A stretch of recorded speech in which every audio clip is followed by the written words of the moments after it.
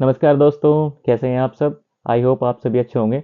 दोस्तों, आज की वीडियो में हम बात करने वाले हैं, जब पति और पत्नी के संबंध इतने ज़्यादा खराब हो जाते हैं कि दोनों का साथ मिलाना बिल्कुल संभव नहीं होता है। तो उसके बाद दोस्तों कभी-कभी ऐसा भी देखने को मिलता है कि लड़का अपनी गृहस्थी बचाने के लिए, अपना घर बचाने के लिए लड़कियों को लाने के लिए बहुत प्रयास करते हैं। लेकिन दोस्तों वहीं उसकी पत्नी इतनी नासमझ होती है कि पति की बातों में बिल्कुल नहीं आती है और उसके साथ में रहने से बिल्कुल मना कर देती है और घर पे बैठी रहती है। अपना जो घर बैठने के बाद में जब लड़का अपनी पत्नी को लाने के लिए एक सेक्शन 9 का केस फाइल कर देते हैं, जो कि पत्नी को केवल लाने के लिए होता है कि मेरी पत्नी बिना किसी कारण से अपने घर चली गई है, तो लिहाजा उसको मेरे पास भिजवाइए दोस्तों। तो दोस्तों जैसे ही पत्नी के पास समन गए, समन देखने के बाद दोस्तों पत्नी तेवर में आ जाती है और वहीं दूसरी ओर पति के ऊपर यानी पति पति को प्रेशराइज करने के लिए उसके ऊपर बहुत सारे झूठे केस फाइल कर देती है। चाहे वो 125 जो कि अब हमारा 144 बीएनएस का हो चुके हैं और डीवी एक्ट के तहत केस फाइल कर देती है दोस्तों। ये कभी कभी 498 का केस फाइल कर देती है या फिर 406 जो कि सामान वापसी के लिए कि शादी में मेरे मम्मी पापा ने आपको ये सामान दिया था, ये सामान हमारा लौटाइए। तो ये सब दोस्तों सारे के सारे केस फाइल कर देती है।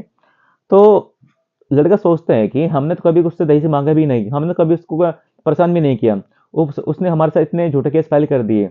तो अब वो और कभी कभी दोस्तों ऐसा भी होता है, पत्नी उसके माँ बाप का नाम या फिर उसके जो संबंधी होते हैं उसका नाम भी लिखवा देते हैं दोस्तों। उनका भी दोस्तों फिर कोर्ट में आना पड़ता है। तो लड़का बिल्कुल उसका मन ये होता है कि अब अपनी पत्नी के साथ में दोस्तों मैं बिल्कुल नहीं रहूंगा। लेकिन दोस्तों कभी वो डरता रहता है कि अगर हमने ये बात कोर्ट में बोल ली तो हमारा तो फिर नुकसान हो जाएगा। और वो जो दोस्तों फिर कोर्ट में भी यही बात ही बोलते हैं कि हम तो अपनी पत्नी को अब भी अपने साथ में रखना चाहते हैं।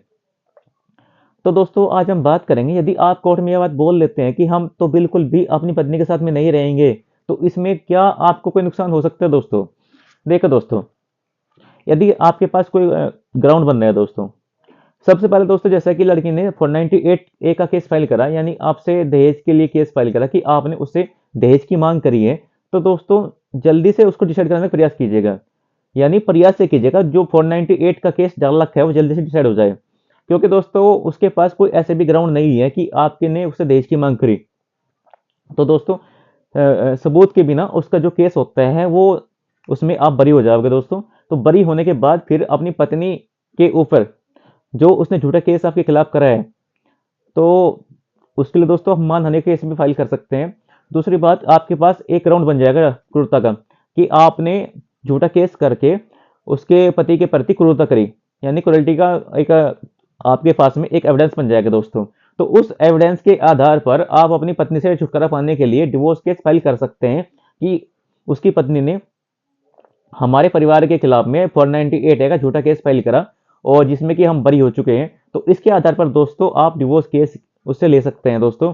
क्योंकि डिवोर्स केस में यदि दोस्तों आप म्यूचुअल कंसेंट डिवोर्स में नहीं आ रहे हैं दोस्तों, तो कंटेस्टेड डिवोर्स में क्या होता है, उसमें सारा का सारा बर्डन ऑफ प्रूफ इसमें आपके ऊपर रहेगा। सारी बातें दोस्तों उसमें आपको ही प्रूव करनी पड़ेगी। यदि दोस्तों सारी बातें आप प्रूव कर देंगे तो डिवोर्स आपका हो जाएगा, नहीं तो नहीं होगा। क्योंकि दोस्तों कोर्ट कचहरी पुलिस थाना सब लड़कियों की सुनती है, आपकी कोई नहीं सुनने वाला दोस्तों। यदि आपके पास कोई ग्राउंड है, कोई आपके पास एविडेंस है दोस्तों, कोई प्रूफ है, तभी दोस्तों आपकी बात सुनी जाएगी, वरना कोई भी आपकी बात सुनने को तैयार नहीं होगा दोस्तों। ये सच्चाई है। तो इसके लिए प्रयास यही करना है कि आपको पत्नी के खिलाफ में सबूत इकट्ठे करने हैं। जितने ज्यादा सबूत इकट्ठे कर सकते हैं उतना ही दोस्तों इसमें आपको फायदा मिलने वाला है।